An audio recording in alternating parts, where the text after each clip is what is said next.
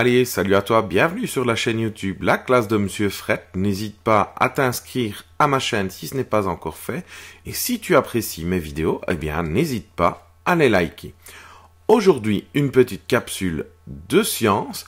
Je remercie également la société CapScience pour ces dossiers qui nous sont fournis par le biais d'animation au sein de notre école et à partir desquels, eh bien, je réalise ces capsules.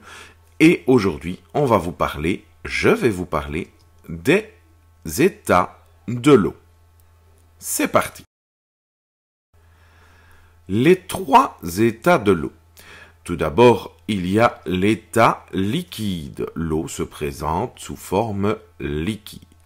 On a aussi l'eau sous forme solide, avec la glace, les glaçons. Et l'état gazeux de l'eau concerne la vapeur d'eau.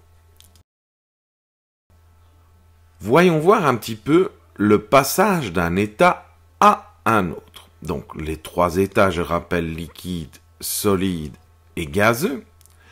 Pour passer de l'état liquide à l'état gazeux, il faut, je le rappelle, une température de minimum 100 degrés.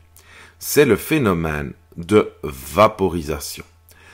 À l'inverse, quand on passe de l'état gazeux à l'état liquide, c'est ce qu'on appelle la liquéfaction. Quand on passe de l'état liquide à l'état solide au moment où la température atteint 0 degré, le phénomène de solidification commence, c'est-à-dire que le liquide va se transformer en glace, c'est-à-dire un état solide. À l'inverse, pour passer de l'état solide à l'état liquide, c'est le phénomène de fusion.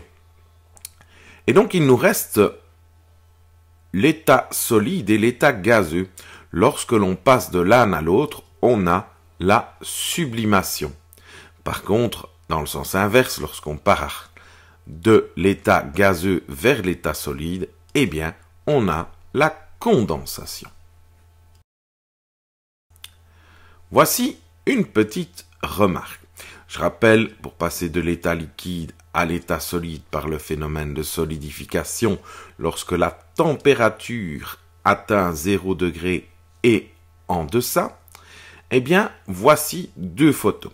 Une bouteille d'eau à l'état liquide et une bouteille d'eau à l'état solide. Donc, c'est la même bouteille d'eau qui a été placée au congélateur. Si tu analyses le mètre ruban, eh bien, tu vois que le diamètre de la bouteille d'eau a grossi, a grandi. Donc, l'eau occupe plus de place à l'état solide, puisque le diamètre de la bouteille d'eau s'est élargi. La conclusion est donc la suivante. L'eau à l'état solide occupe plus de place que l'eau à l'état liquide.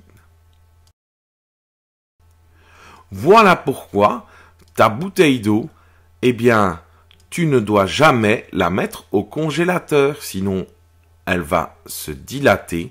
Et si la bouteille est en verre, eh bien, elle risque d'exploser et tu risques d'avoir du verre dans ton congèle. Voilà pourquoi on ne place jamais une bouteille d'un liquide qui est en verre dans un congélateur. Voilà, la vidéo est à présent terminée. Je te dis un tout grand merci. À bientôt pour d'autres vidéos. Allez, ciao ciao.